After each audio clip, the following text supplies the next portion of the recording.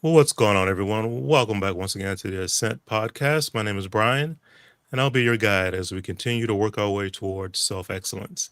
I'm joined today with my co host and partner in crime here, Chris Black. And what we're going to get into talking about today is talking about rising above the pitfalls of imposter syndrome, what that's all about, some of the keys, some of the tips, some of the different ways and components that we can really look out for, become aware of. Because self awareness, when you talk about imposter syndrome, is probably one of the biggest key cornerstones that you need to be aware of. And some of the ways that you can start to address those things for yourself, and it's going to be different for everybody. And then also stay above, continue to rise, continue to move forward, and not stop doing what you're doing because moving yourself forward to success, the key is you have to trust and believe in yourself. Chris, how are you doing this morning? Doing well, my friend. Doing well. Absolutely. Very Welcome, blessed. welcome. Very blessed to be here this morning. Yes, yes. It's going to be a good day for us. So let's talk about this imposter syndrome, and you and I would have chatted a little bit about it. How about you give at call it a 1,000 foot level in your mind's eye when someone says imposter syndrome? Either a did you know what that means? How you feel about it? What are maybe some of the things that you've had happen in your life that maybe fall under that realm of imposter syndrome? Okay, I can do that. Well, first and foremost, as we in our pre-production chat, I didn't know this is what they call it, but I realized after doing my little bit of my homework and some of the research that you want to do for any subject to try to be credible about it was that when I looked it up and some of the key aspects of it all, I discovered that I have actually been living this syndrome for anywhere from a year and a half to 2 years in my everyday life. Um, for me, um, it always starts. I think it starts with something tragic. In my Mm, case, one of the big key events that happened was discontinuation of a relationship that I did not see coming at all, and it mm, spiraled into some health issues that I had. I was hit by a car back last year, and then we fast forward into finding out that I had a tumors on my cornea. wow. So between those three events, um, for lack of a better expression, I got knocked off my game pretty hard. Um, so I've been in this period, and I'm still somewhat in the same period of trying to get back out of the. We talk about life as peaks and valleys. I'm trying to get out of the valley right now, and it has been quite the undertaking um, as a whole.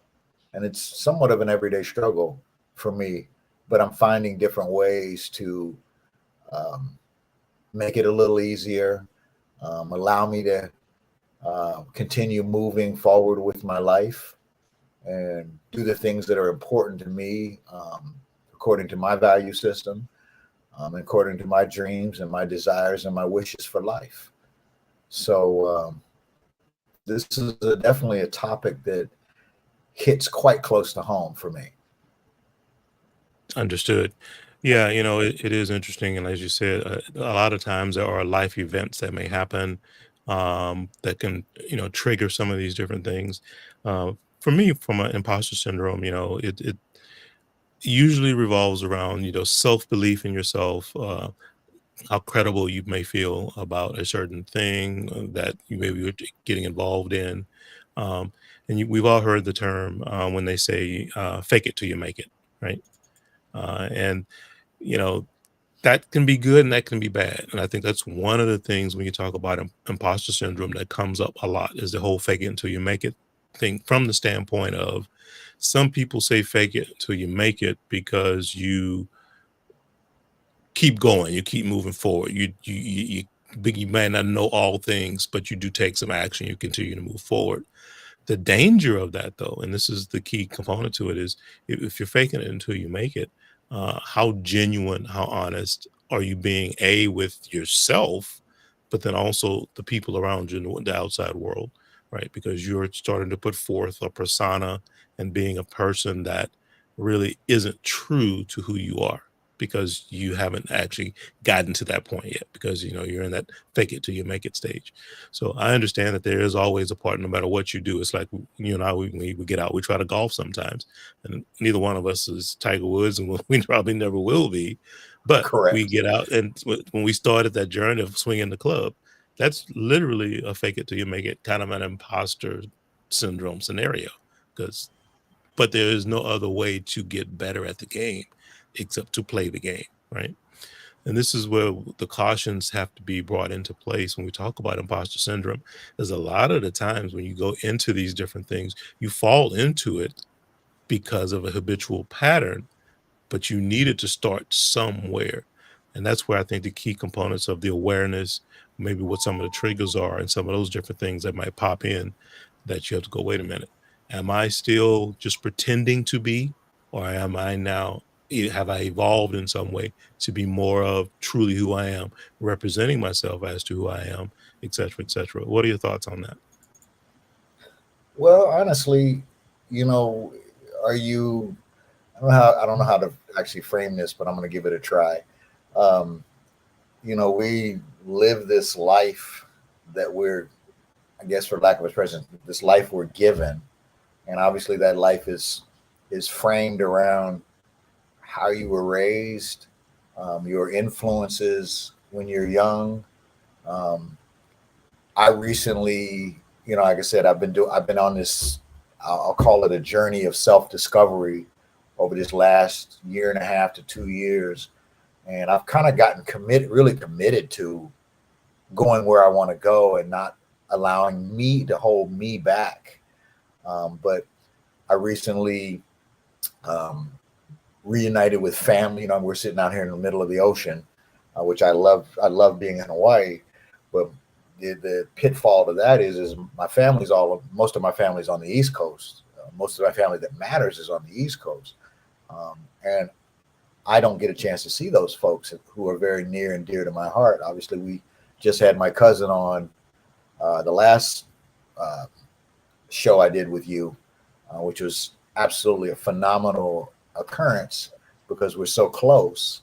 But like I said, I had a chance to reunite with family back in June for my auntie's 80th birthday, and it was an experience. It was filled with anxiety and anticipation, and and there was some anxiety because I was worried about after not seeing these people in the flesh for so many years. It's been like 8 years to see Mhm. them, how we would mesh and come together, and with their that we had, the last time we were all together was when we buried my mother.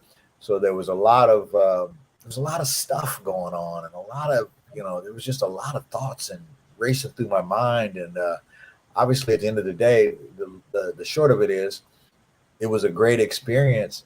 I got a chance to have a couple of conversations face to face that I was more comfortable having face to face, as opposed to, we obviously have technology today. So you can do a phone call, you can do a video call. There's any number of ways you could communicate with somebody. But I really needed and wanted and desired to have those face to face conversations because of where I've grown and more importantly, who I've grown into. So the takeaway was that I really had this renewed and refreshed sense of self that I've been trying to build on ever since then. Okay. No, that's awesome. And and like you said earlier, there's typically an event, whether it's an emotional thing, a health related thing, some type of tragedy, or sometimes, as you said, now it's just reconnecting with family that brings a tipping point or a turning point Right. to, while we start to move forward or become more clear and have some clarity on why we may be at a certain place or a certain point in our lives. So, from an imposter syndrome standpoint, well, I think the key thing to be aware of there is um, just from how genuine are you actually being? Or are you the persona that you're putting out to the world? How you're portraying yourself? Is that truly you and truly how you feel, and are you truly representing yourself in an honest and open fashion, or are you doing it from the standpoint of wanting to please other people, um, to fit in, to be part of the group or the clique, all those different pieces and parts. Because literally, from a definition standpoint, that is being an imposter, right? Because you are Right. not being true to yourself. So it's Yeah. one of the things to look out for. One of the things I want to throw on the table, and I think that's a big driver for a lot of this, is talking about fear, because fear obviously is a big part of it. And the human psychology piece of it is this, as human beings, we are naturally social creatures.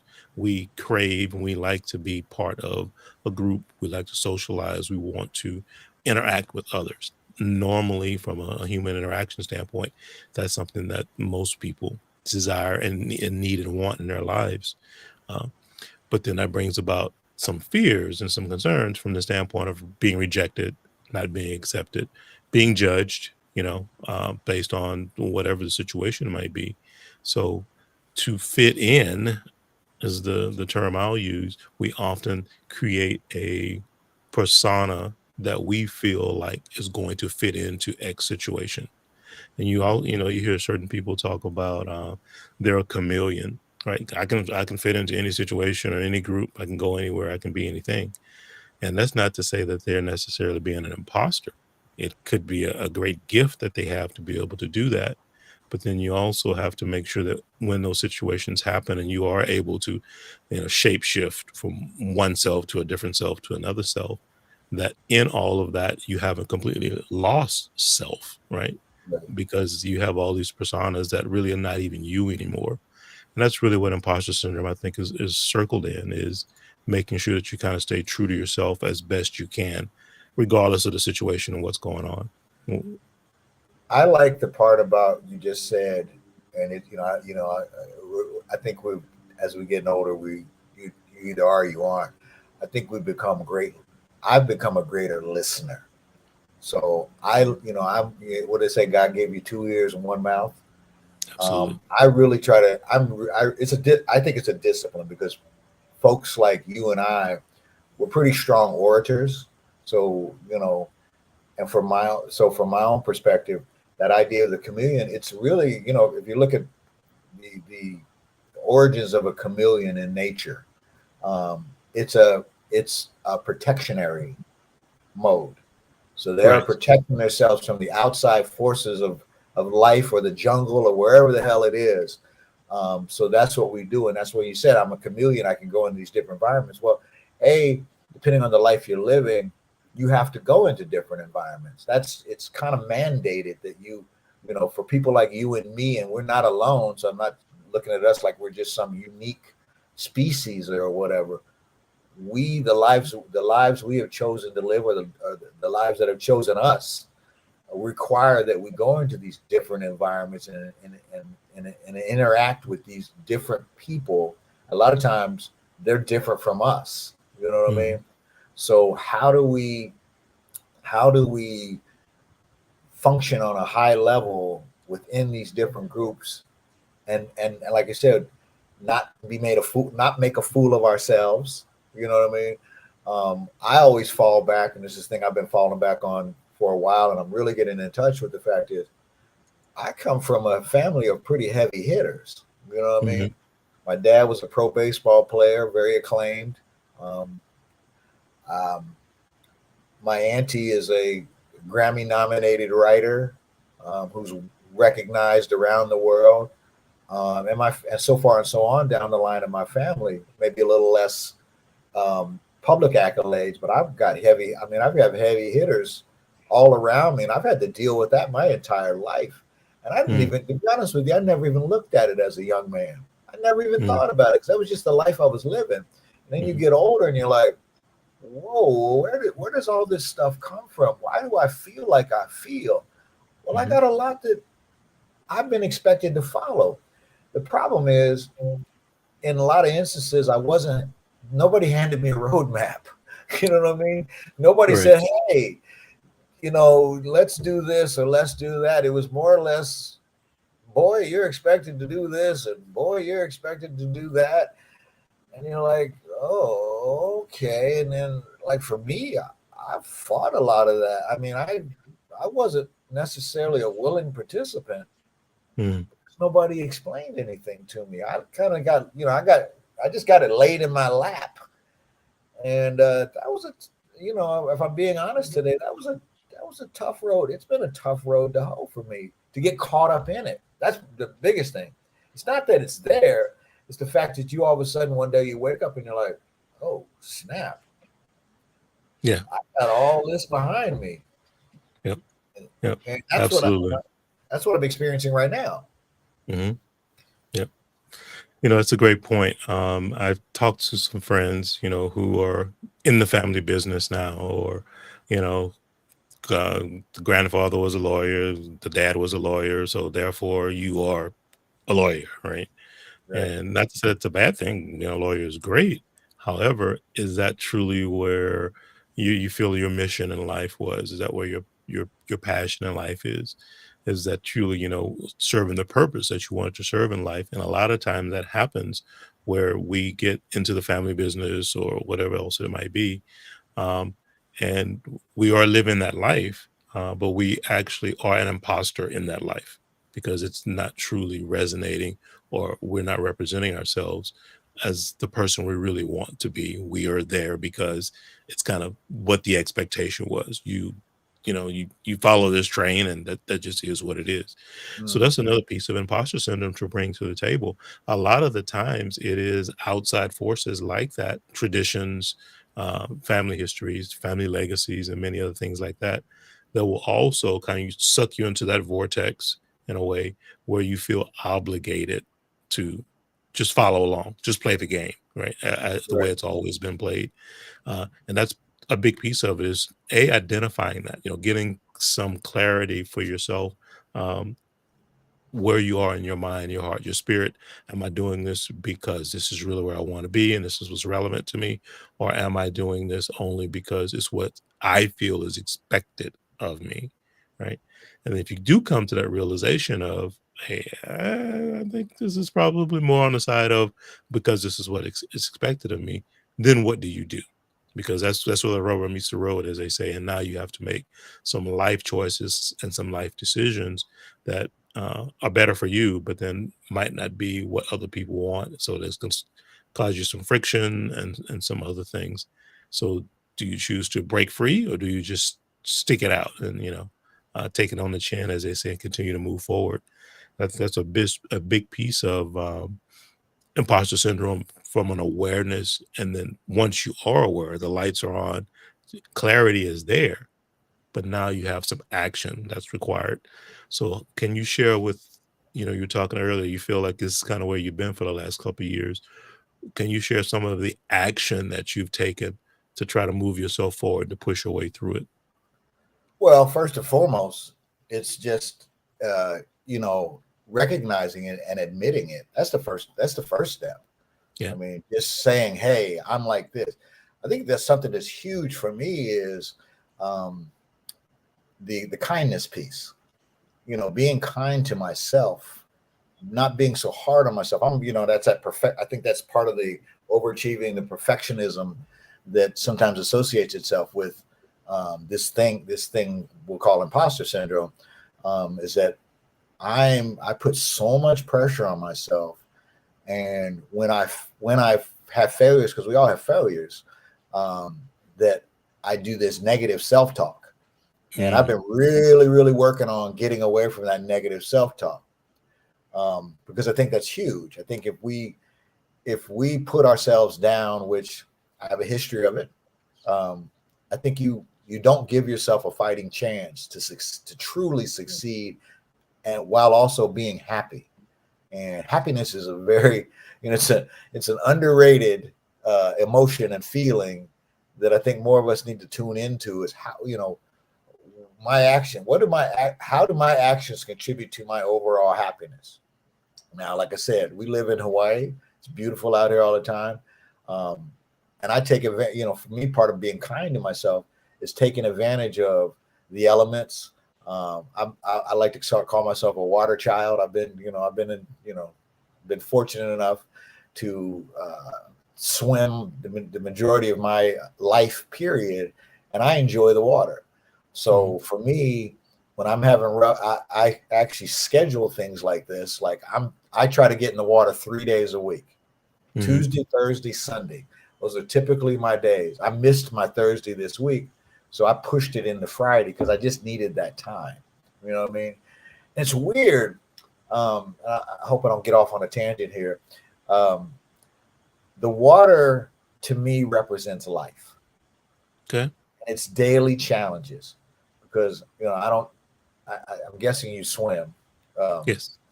um, but if you have ever spent time in the ocean, it is so unpredictable. It is, and it's just like life. It's so unpredictable, and if you don't watch out, it can consume you in some Mhm. way, shape, or form. I was out, this week the swells have been up, and I actually find that I enjoy the water. I enjoy it when it's calm. Don't get me wrong. That's saying life is calm. I enjoy that. But for some reason, when I get in the water and it's challenging, and you got to literally put your mind into it's not a mindless act because you don't. One thing you don't do not play with the water. Do not play Correct. with the water. You will end up dead. But to go out in the water and to be able to look at it and because you can see it coming most of like yesterday was a perfect day. I could see it coming, and I'm like, I have to handle this, approach this a certain way for my swim to be what I consider a successful swim. Mhm. And for me, like I said, the swells are coming up and down, and I'm trying to navigate in that space to where because if you don't, what happens is you get smacked in the face with a mouthful of seawater, and that's just not a pleasant experience on No, it any is not. level. I'm telling you, No, my it is man. not. Yeah, And absolutely. but I go out, and it's like it challenges my mind to make sure that I come through this, and it's somewhat of an enjoyable experience for me. And I get that therapy. There's a bit of therapy in there for me. And I was out there, and waves are coming. I'm trying to get in between them, and you literally got to, it's mind, body, spirit. It Yeah. literally is. But like I said, I've swam when it's most normal people would not go in the water because it's just rough. You know Yeah. what I mean? And I'm like, nah, I got to go out there because this is the challenge I have to meet today. And there's a sense of, I think if we're all, I think most people are wired to the accomplishment stages. There's different things you do that you're looking to accomplish something. And for me, it's getting out and getting back safely and Correct. and the navigation of that. Right. Right. I'm kind of a technical mind in my head, so that's really what it's. I looked out there. I'm like, okay, let's do this. Yeah. Let's Let's do do this. it. Yeah. Yeah, Yeah. let's do this. And I smile. I typically smile. Yeah. Of course, I've Right. been swimming for pretty regular for the last almost 3 years since COVID, and I've made friends with the lifeguard. There's a lifeguard out there because I swim at the same spot, and I make sure I check in with him when I go to the water. Hey, what's going on? How's the water? He's good, bruh. I said, you got me. He's like, I got you, bro. I know what you do. So, there's that support system. We part of this in this conversation. I know we're going to talk about support. There's that support system. So I Yeah. never go in this thing alone. I mean, Yeah. which I don't think you should do in life. Period. Is go at it alone. You Yeah. know, Agreed. Yep, I agree. Let me jump in real quick because you hit on some things and what's in my mind. I wanna reflect back on it. So using the water, using the special rough waters to get out, it's ever changing the ebb and flow of the current and those types of things is a great metaphor for life, right? I mean, because life can be that way sometimes, very unpredictable. It's going one direction, you feel like you got it under control, and out of nowhere, bam, right? You get smacked with something you didn't expect, you didn't see. right. uh, so I think that's a really good way to look at when we talk about being an imposter or an imposter syndrome. A lot of the times you are trying to navigate in that safe space, right? You feel like I want to stay right in the middle. of this the kind of the safe zone, and that's not necessarily a bad thing. But the flip side of that coin is to truly grow, to truly evolve, to become a better you, to experience sometimes just a overall better life. There's some risk that you have to take, and you brought that up because some days you go out there and you look at that water and you go, I don't know, it looks a little rough out there today, but you choose to assess it and then still take the risk that's in front of you because what's your ultimate goal? To get out, to get that exercise, to be one with the water, but also to make it back safely. So you've got to encapsulate all of that, process your way through all of that, and then make a decision that makes the most sense for you in that moment in time, right? So I 100%. wanted to just kind of bring that up from a life standpoint is that's kind of a snapshot, I think, of what it takes to be able to make your way through some of those challenging days or in a situation, well, what is really going on in this situation? And what's going to be my best approach? Most times, the best approach is actually straight ahead, most times, right? But getting comfortable to take that risk to go straight ahead is one piece of it. And then the last thing I want to share, which is that you touched on, which I think is a key component too for people to kind of chime in on, is you say you checked in with the lifeguard, before you go out into the water, and that's another great thing I think that we can all do or be aware of or do a better job of in life in general. Who are those people that are our gatekeepers for us that we check in with, that we say, hey, I'm thinking about doing this, or I'm already doing this, and how does that look? How does it feel? What feedback can you give me for this particular situation, this particular scenario? So being open and being willing to check in with others, and again, the deterrent to that is obviously you don't want to be judged.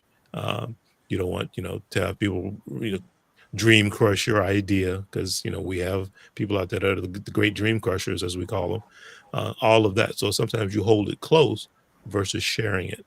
And I think that's a really key component to also be aware of is be willing to be open, get your head up and actually check in with others. And you'll be surprised how much support and understanding you'll get versus the other side, which is because your mind automatically goes to worst case scenario, right? That's human nature. We Mhm. go to, oh God, if I do that, this is what they're gonna say. And you start thinking this, and you mentioned negative self-talk. All of that is really where you go, and then you don't do it. And I think that's a key component. Get out of your own way, engage, check in with others, and get some of that feedback because I think that'll carry you much, much further than what's going on between the 6 inches up here as beat yourself up with the negative self-talk. It's a key piece of it. I want to turn another thing to talking about the ocean, and since we're kind of in that space, another thing that we hear, and it's that go in the water here as well, and they say never turn your back on the ocean, right? Right. 100%. 100%, right? And people who haven't lived by the ocean or haven't heard that before, that is the one thing that they will always say, never turn your back on the ocean. It's like, I want to get that selfie. And so I'm going to, turn my back. And then all of a sudden a wave 2 feet, 10 feet taller than you comes and crushes you. And you go, that was a bad idea. I probably should have been watching for that huge wave that just knocked me on my ass. Right. So that's a great analogy too when you talk about in life, being aware of not only what's in front of you, but also what's behind you. Taking some time every now and then to look over your shoulder and go, what's in my blind spot? What are some of the things that maybe I'm not seeing because I'm so tunnel vision focused on this or moving in this direction? Don't forget that there are other things that are important too that can make a difference and can impact you. And sometimes good ways, because sometimes there are good surprises. Other times, possibly not. The key is to try to be as aware as you can from a 360-degree standpoint. Is one of the key components I wanted to bring up. What else you want to share about that, Chris? Well, I think it's really about, knowing your surroundings. I mean, that's part of it. Believe me, I swim in the same spots 3 days a week, Hmm. but the experience is unique from a day-to-day perspective, like just like Absolutely. life. For me, I swim, I swim reefs about 250 yards out, 200 to 250 yards out. So there's that piece of it. So then you get out and you're dealing with this. The reef is basically a rock wall, right? And understanding if you you come into it the wrong way, you can end up cut up, which is my biggest fear, getting cut. You know what I mean? I don't like getting cut. You know, I'm in the kitchen and it's the same thing. But understanding if I don't, this thing can turn on me if I don't keep it in my, keep my bearings and know exactly what I'm dealing with. That's what's going to happen. You know what I mean? Because if you know anything about the ocean, it's a push pull. So sometimes you're being pulled out, sometimes you're being pushed in. And once you get near that reef area, there's only really one way, and you have to be careful that I don't get, because you'll get pulled in. So I always have to keep that in mind. Or now I got this new thing I'm doing now. I've expanded my swims recently to where now I'm swimming down the reef about another 300 yards down to some rock formations. But you can lose your bearings when you're swimming because you're doing this whole thing and you're trying to stay on this path. But the waves going in and out will pull, like I said, it'll either push you in or pull you out. And to be careful that I don't end up swimming into the reef even when I'm going up it. So Right. and then the return. So there's a whole lot of thought process that goes into this thing, and you really have to stay engaged, kind of like life. If you know. So those are the thought processes that I go through, and I really use that as kind of a springboard to my everyday life. And I, that's your analogy point. You analogize it. So I find it's a great exercise for me. It's a really great exercise to keep my mind engaged. Even though sometimes I also use it as a jump off point to disengage. I mean, sometimes I just want to go meditate. You know what I mean? I call it the church of the reef. You know what I mean? I go out and I pray and the things that I want and I desire, and I kind of go through those motions because there's nobody out there. I don't have my phone. You know what I mean? I have unless you're yelling and screaming for me, you really don't have, I don't have a lot of I talk to people in the water, bro. Trust me. There are people out there and hey, how you doing? We have little conversations. What's going on? And blah, blah, blah, blah. But it's my point to get in touch with my inner self and what's going on with me, good, bad, or indifferent. Some days it's just horrible. Some days I'm just filled with joy. Some days I just don't know what the hell I'm doing. You know what I mean? And I'm trying to figure it out. So any number of things can be going on. And I just, I've kind of given over to it. You know what I mean? It is serving me more. I'm starting to really get on board with the fact that how much this serves me. Because at the end of the day, you're looking for things that, I have these conversations and I've had them with you. You're looking for activities in your life that serve you, whether it's from a monetary standpoint or just an emotional standpoint or mental standpoint. You are looking at our age. We are looking for things that serve us. I'm not looking to waste my time. You know what I mean? Even though we just waste time sometimes, but I'm looking for situations that are going to serve me between the years. More than anything. Absolutely. No, you're right. Yeah, every day, right? Because you want to move forward with that as best you can.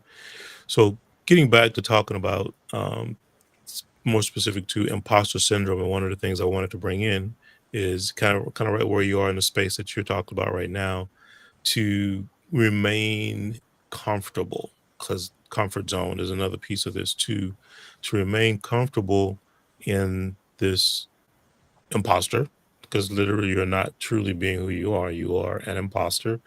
A lot of the times we do what I call self-sabotage, right?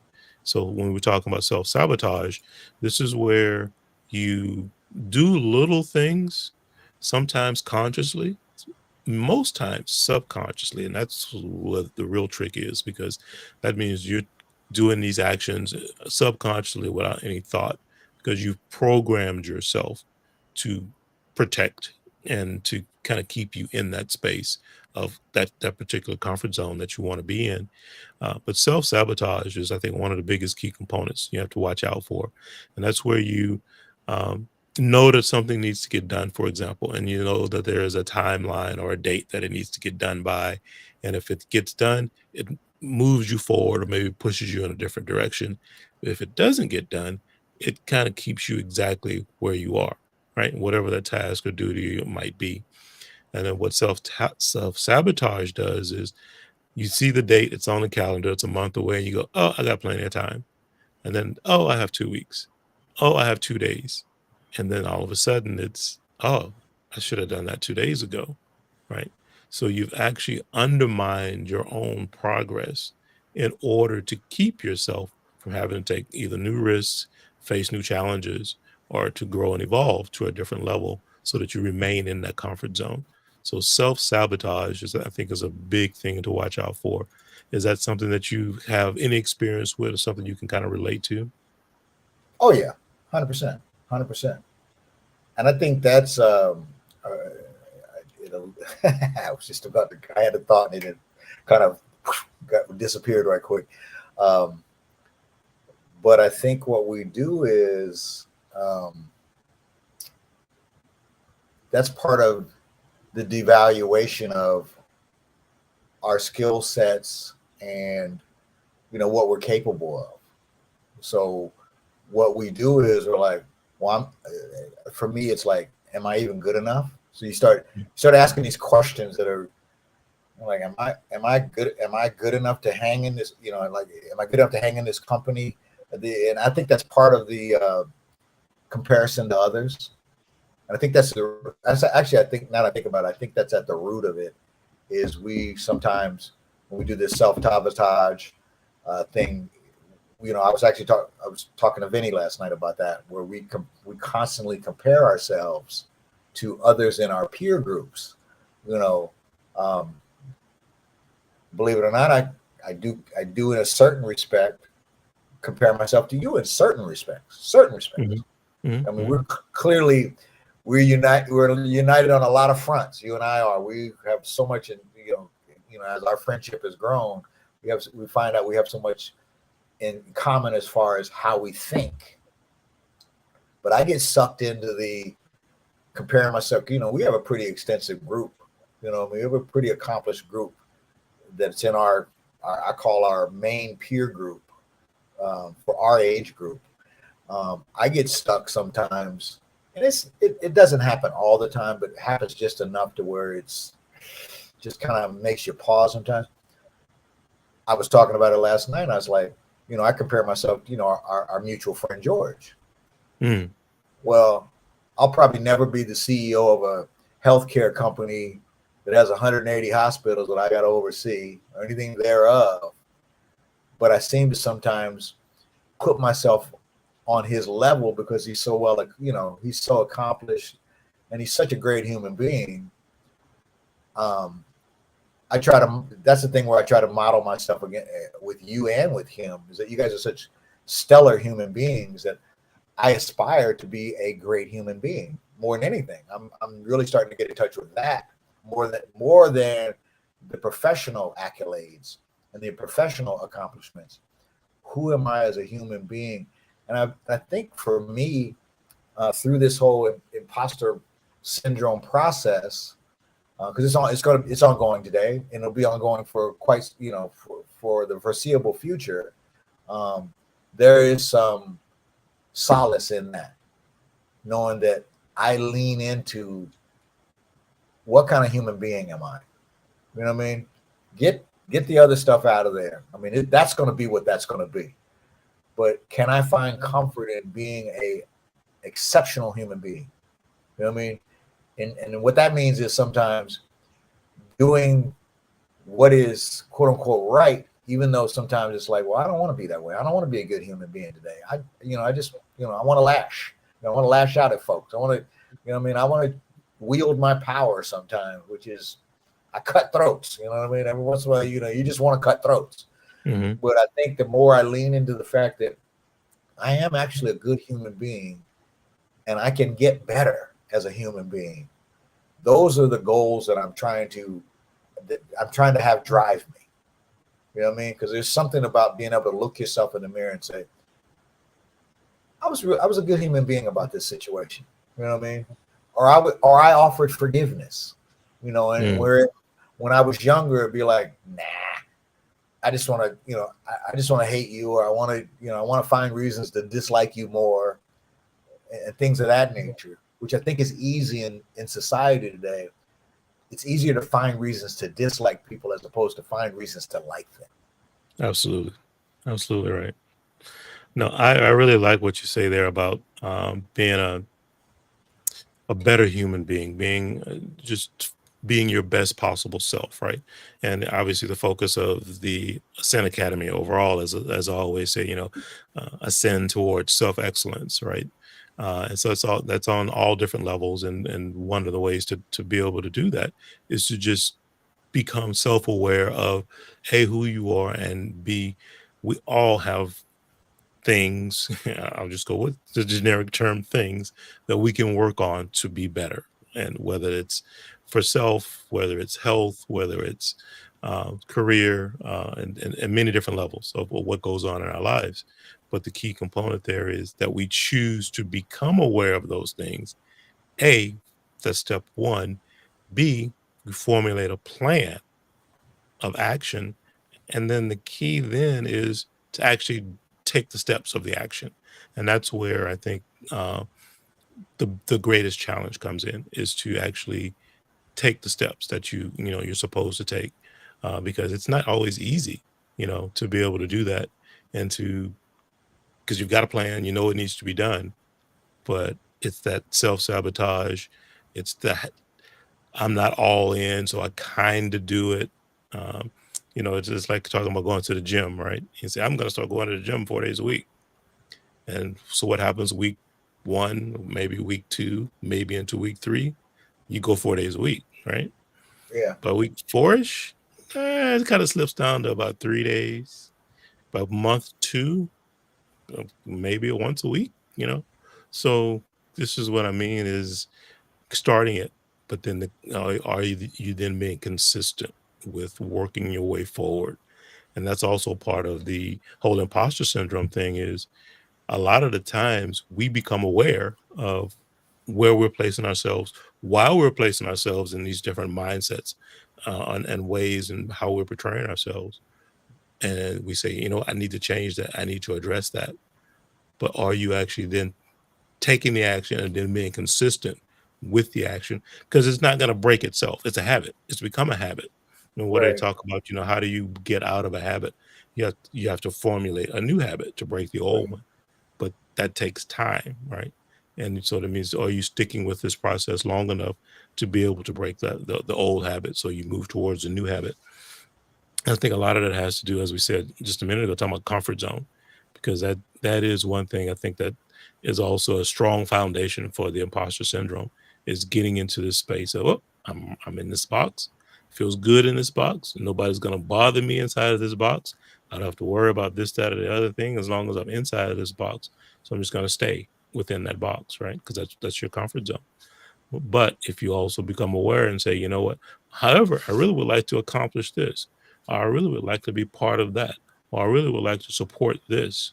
And if those things require you to get out of the box, then what do you do? Right? How do you navigate that to start to move forward? And that's one of the big pieces of when we talk about, imposter syndrome, some of the steps you can take to start to move yourself forward.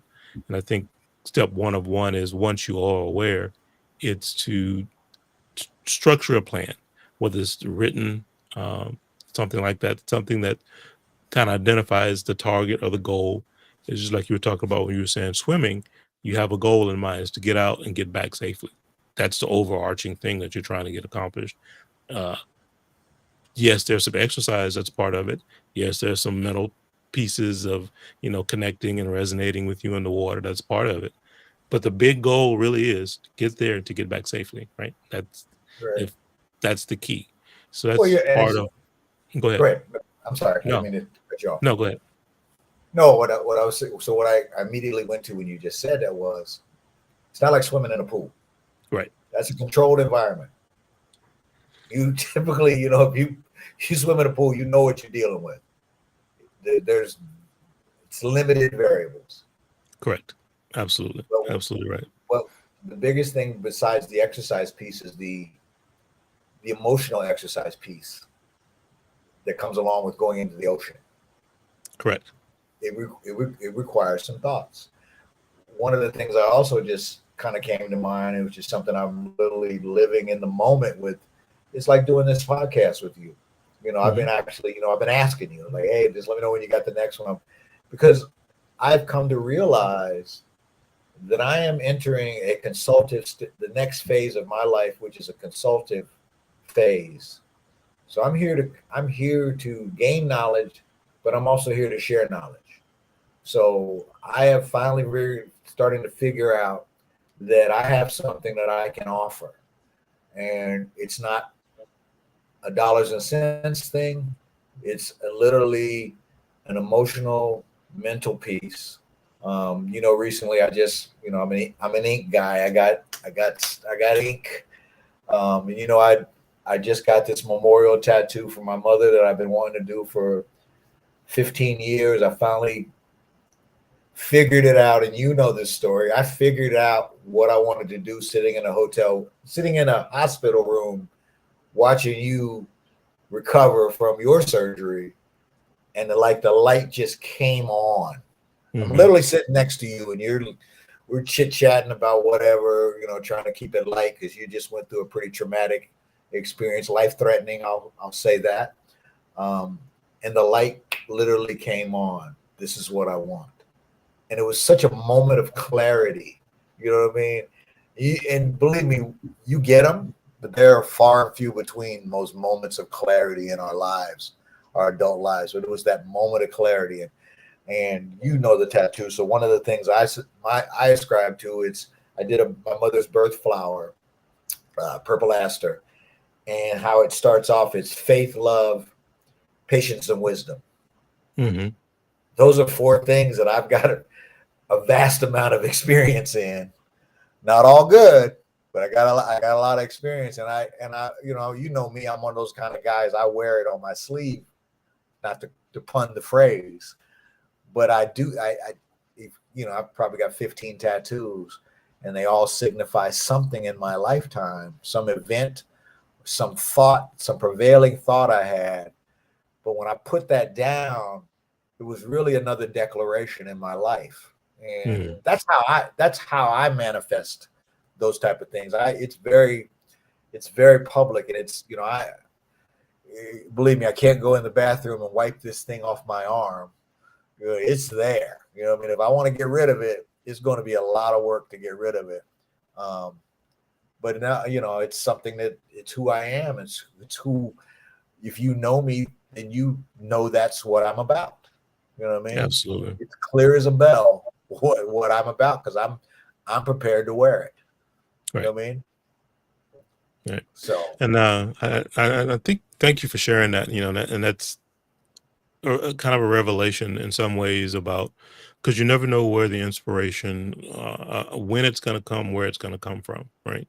And so having your mind open, is one piece of it, but being receptive, being open um, to what's happening around you is a key component to it as well. And we have a comment here that.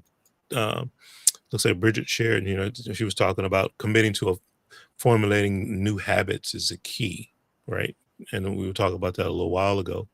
But to formulate new habits, you have to first be aware of the old habit, right? Because you're replacing a habit with a habit. So getting yourself to that place of self understanding, and that's all part of self care. That's communicating with yourself. You talked earlier about having some health challenges and those kind of things. So knowing your body, what's happening with your body, how you're feeling, so that you can stay on top of those things too, because all of it's relevant, right, to the journey itself. So I think that's a key component. And then as you do identify, you know what, I need to be better at this. I need to do better at this.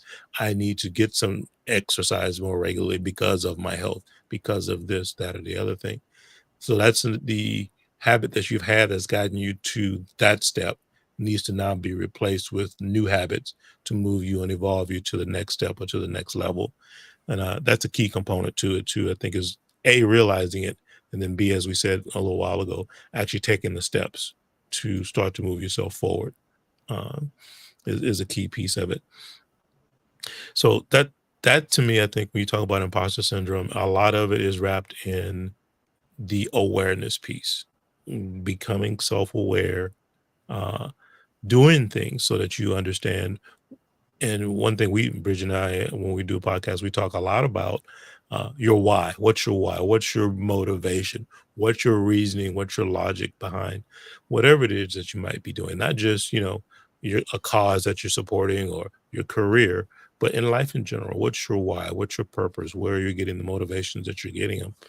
And that as you formulate an understanding of that, then that gives you more clarity on self, what makes you tick, and then also possibly some new directions that you might want to move yourself in.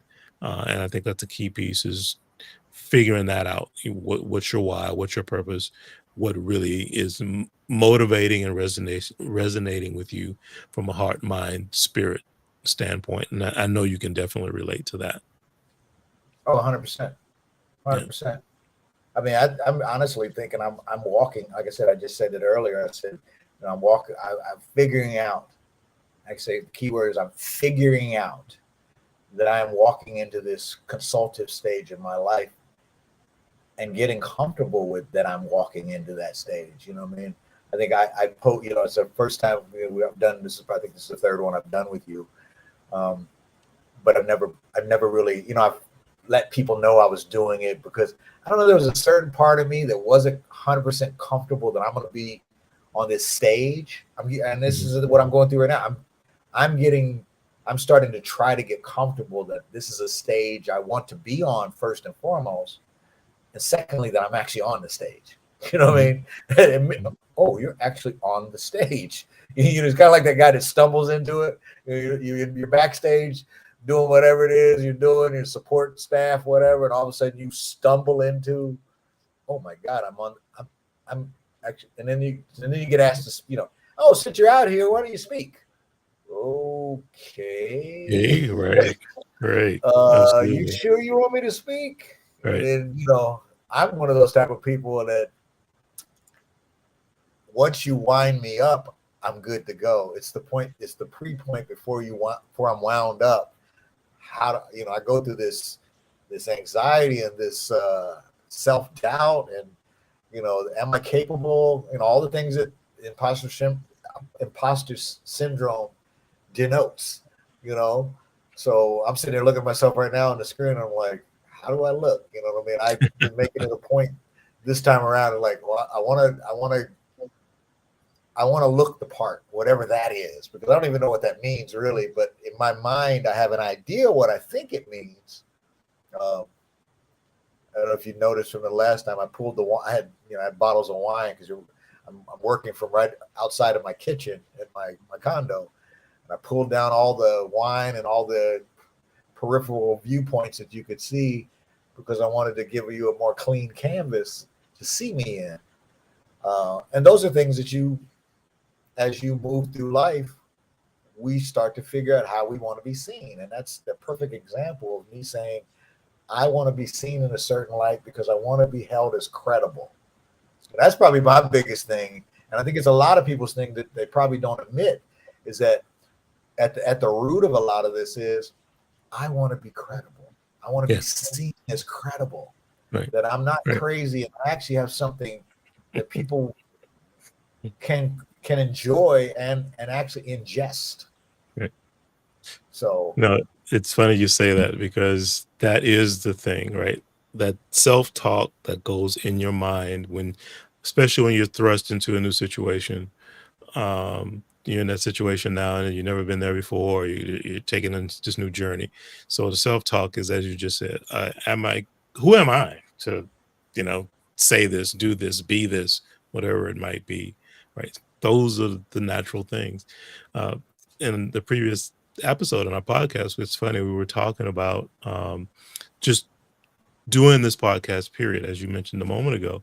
And Bridget, when she'll share this, when we've talked about it many times, you go back 2 years ago or so, and she would tell you, and wasn't even on her vision board or in any way to be doing a podcast. But life changes, things happen, and all of a sudden now you're in front of the camera.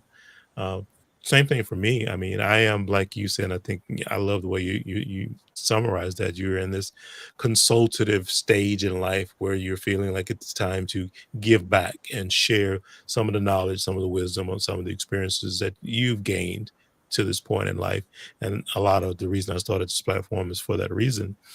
What's interesting is, for years, I'm professional facilitator and stand up in front of a classroom and teach and do all these different things regarding leadership, this, that, and the other thing.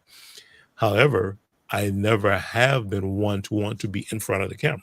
I'll take pictures of people all day, or I will video you all day, but to put me in front of the camera is like, whoa, no, I'll stay behind the camera. So that self-talk that I had to get past when I decided, hey, let's do a podcast. And obviously the easiest thing to do would be say, well, you can do a podcast. It can just be voice only. But I wanted it to truly be more of a representation of me, which meant I had to really push myself to get past that fear, that get in front of the camera, breathe, and just get used to being in that particular light. But that is a testament to what we're talking about here. Old habit, new habit. Old way of doing things, new way of doing things. And the only way you're going to evolve past it is to keep pushing forward, to push your way through it. Am I the best? No. Am I better than when I started? Hell yes, a lot better. So, but Right. that's the nature of the beast, right? That's You know, what you have to do, is just keep pushing you know forward. what's funny? I we go back and we play the tapes. Sometimes the tapes go back 20 years, sometimes 30 years, sometimes beyond. And for some reason, I had thought about this over the last, I don't know, since probably the first time I did one of these with you. Um, I had a thought in my 20s that I wanted to be a motivational speaker. Mm, And I don't know where the hell that came from. Maybe that's the obviously having a famous writer in your family. Um, and everybody, I think most everybody in my family has done some type of professional speaking at some point. I actually took a class in my 20s with that in mind because I wanted to conquer. Um, I describe myself sometimes when people ask me to describe myself. I say I'm the most extroverted introvert that you're ever going to meet. mm, So I can go days where if I don't have to talk to somebody, I ain't talking to nobody. You know what I mean? mm, I talk to somebody because I have to. Certain days, if I don't have to talk to people, I'm just not, because I'm dealing with my own thoughts, and I just as soon deal with my own thoughts. I need to put that energy into me. So sometimes I get away with not having, and plus, people annoy me sometimes. I'll be honest with you, they just do. You know, um, one of the things that my wonderful cousin, who we've had on here already, said to me once, he says, "You actually like people, and I don't." And I said, "No, you got it twisted, my man." I said, "I people annoy me, and sometimes that comes into manifest to the fact that I don't like people either."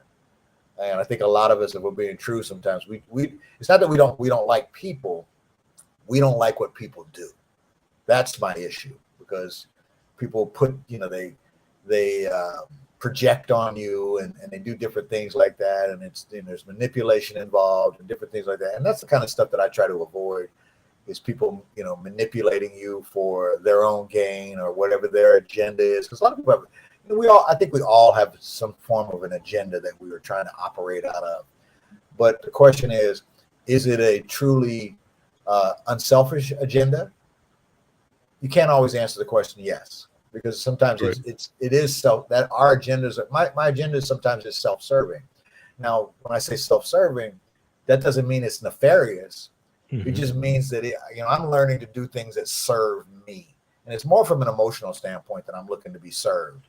Obviously we do the work we do the things we do to have the life we live, but am I doing something that's going to truly serve me? That when I lay down at night, man, that was a good day. Or, man, I did this, and I felt so good to be able to help someone else, or to be able to share some, and more often than not, I'm finding these days, it's the conversations I'm having with the people I'm having them with, because everybody is going through something in in our respective groups. And how are we assisting them in their journey? Because people come to you. I know people come to you. I come to you. People come to me because they respect me. They respect what I'm going to say. They may not always agree with what I'm going to say, but I'm not always looking for your agreement.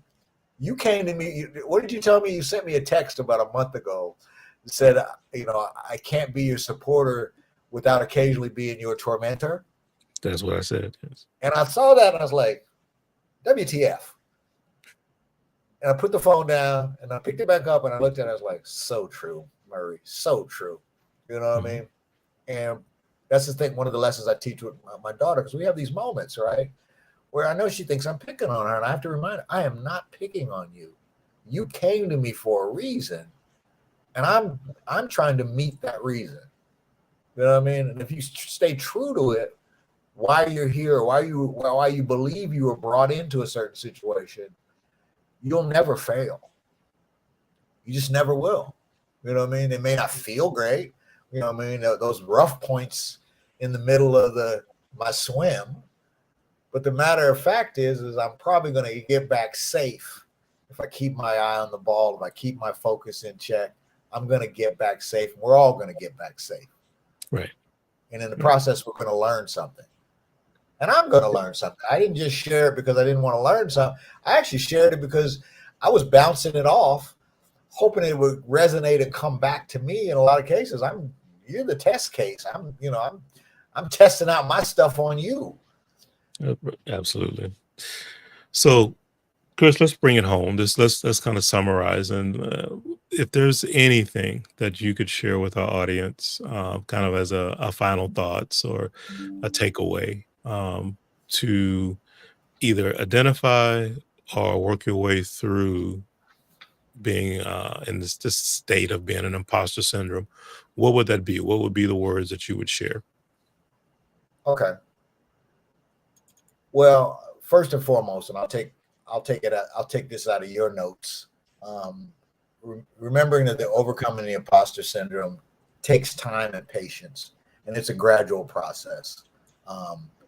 These are not things that, even depending on where you are on the track, I know where I'm at. I'm in the middle of it right now, and there's some things that you need to do, which I'm very big on today, which is seeking professional help if needed. I think professional help is definitely something you need to have in your pocket. I was talking to a gentleman last night about that. I was like, he's like, I don't think I need, I don't think I'm at that stage for therapy. I said, well, would it hurt you to have it on standby? Would it hurt you to have a conversation with said professional and at least keep them keep them on speed dial or whatever it is? And within that whole thought process, the negative self, trying to push the negative self-talk out, which is, I think, is a daily battle. I don't think that's a thing that you can put down, pick up, put down, pick up. I just think it's one of those things you have to stay conscious of the fact that, because that's one, I think that is one of the quickest things that erodes in this human process, is that we immediately default to, I'm not good, I'm not worthy, I'm not a great person, I'm not a good human being. And I'm like, when it even starts, I call timeout, quick. No. I am a good person. No. I am worthy. No. I should be allowed to, I should be trying to ascend in my life. So those are the kind of the three things that I kind of really try to keep in the forefront of my mind, even on my worst day, because I have some days it's just not pretty. And just admitting that, you know what I mean? This is not a great day. I'm having trouble. let me just pick up the phone and call Brian, or let me pick up the phone and call whoever it is that's on the list at that particular time, and just being prepared to be honest. It does not make you any less than. Hmm. Honesty is just, it's a tough pill to swallow sometimes, but ultimately it is some of the best medicine that you can take. Absolutely. That's kind of Absolutely. where I'm at on all of this. Thank you for sharing that. And I want to kind of follow a little bit of what you were saying. One of the things that I want to share is this, and it kind of tags right on the end of what you were saying. You said something in there about uh, I'm not a good person, or I'm not this, or I'm not here, or I'm not there, whatever that self talk is that's happening. And one of the key things that you can do for yourself that will make all the difference in the world, and it's one word. And so you are used to telling yourself, I'm not comfortable at this. I don't feel I'm good at that, etc. So that's the self-talk. That's the tape that's playing in your mind day in, day out, right? Keep that tape, add one word, and that word is 3 letters and it's yet. And put that at the end of that sentence. And you'll be surprised at how over time saying, I am not that person yet. I'm not good at that yet. And that mind shift, that one word can literally change your life, can change your perspective, because something as simple as that, from taking, as we said earlier, it's a habit. So you're not going to stop the self talk. It's not like you're going to wake up tomorrow and there's a button that you push and say self talk off. Right. It's not going to happen. However, you can amend that self talk to start to support you better and grow you in a different direction. And the simplest way that I know to do that is simply adding the word yet at the end of some of those statements, right? And as that becomes the habit, that then becomes a belief.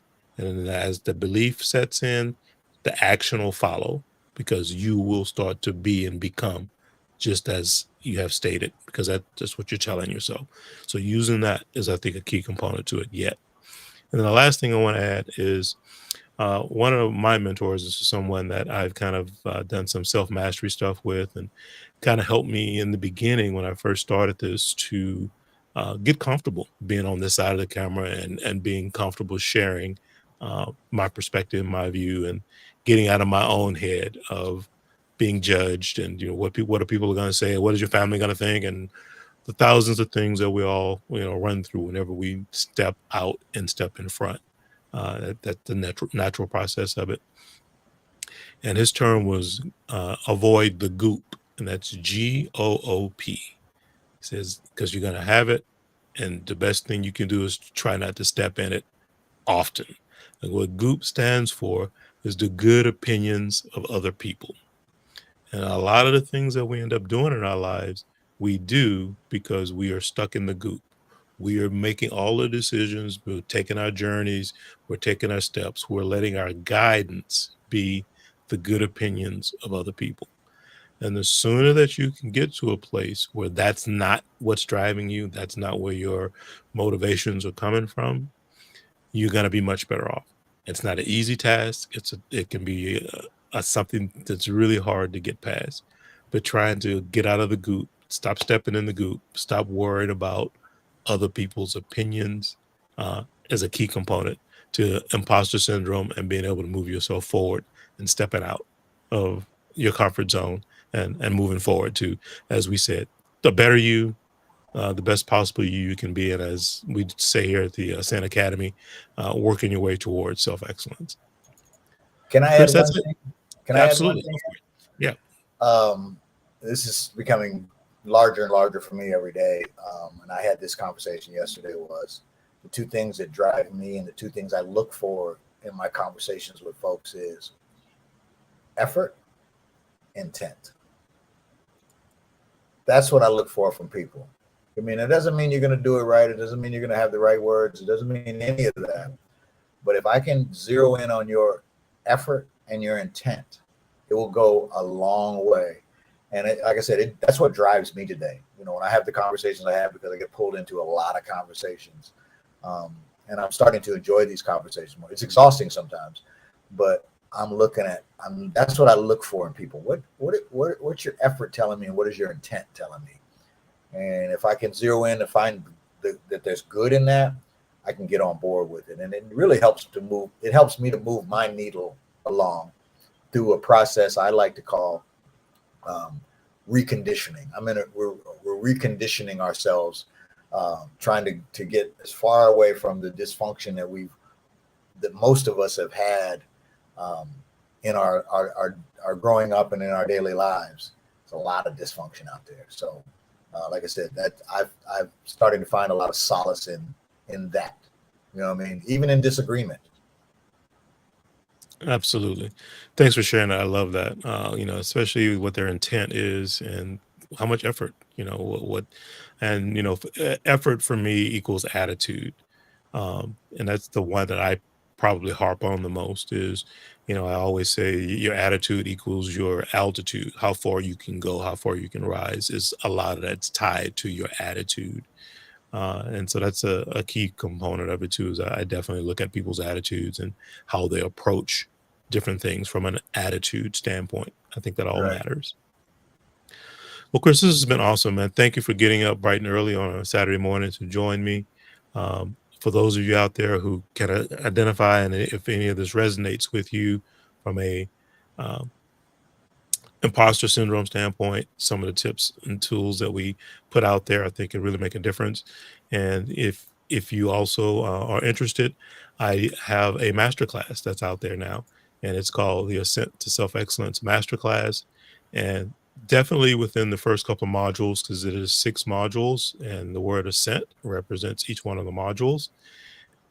Definitely dig into, I would say, aspiration and spark as far as that goes, because those will help you with self-awareness, and it will definitely, I think, help you understand if you are in a place of uh, maybe feel like an imposter, there's some self-sabotage, or just not being willing or able to break free, get out of that comfort zone, move forward. That'll definitely give you some foundation, I think, and a way to move yourself forward. So, Chris, that'll do it for today, my friend. Thank you for joining me. And until next time, everyone, have a good weekend, and we'll see you soon. Can I leave one? Can I say one last thing? Absolutely. So I have a new catchphrase. You've heard it, and I'm really starting to lean into this. Um, Progress is not measured in inches. Progress is measured in progress. Progress. If you understand Absolutely. that, the idea of that, I think you're going to find that your needle moves a little more and a little more smoothly if you can get behind that idea. And Yep. it's going to mean different things to different folks. I know what it means to me. I know you know what it means to you. I tell my daughter all the time, and she's like, "What does that mean?" I'm like, "It means what it means." Okay. Yes. I'm not trying to give you the definition. You figure it out. But I know that once you think about it, you will get it.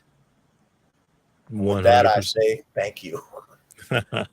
Absolutely. Thanks for sharing that. And that's true, because progress is measured in progress. That's for sure. And as I said, all you got to have to do is continue to get 1% better each time. 1%. It's not a lot. One. But you do that for 10 straight weeks, and then now you're 10% better. So the key is progress moves you forward. So measure progress, as you said, in progress. 100%. All right. Take care, everyone. Well, until the next episode, be safe. Take care of each other. We'll see you soon. Thanks, Bye now. folks. Bye now.